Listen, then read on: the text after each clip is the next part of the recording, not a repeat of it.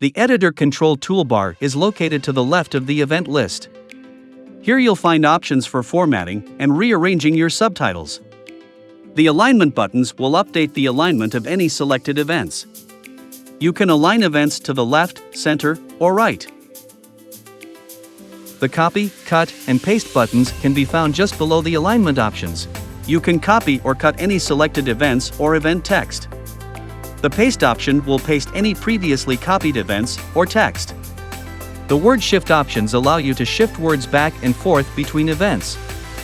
This makes rearranging text much easier. You can also use the Line Shift options to do the same thing.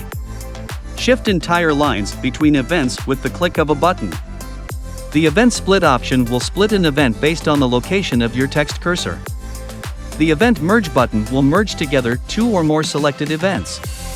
The Compress and Expand options allow you to change the shape of your caption events by automatically moving words between lines to make the event wider or taller. The Positioning option allows you to change the position of multiple events based on a 3x3 grid.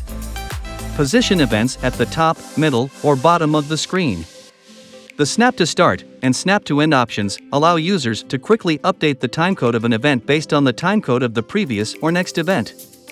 Even though the Add and Remove event buttons are not part of the Editor Control toolbar, it may be helpful to know that they exist at the very bottom of the event list itself. This allows users to easily add, remove events at any time.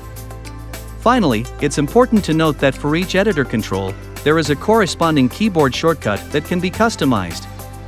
This should make the editing process much easier and faster than when using a mouse.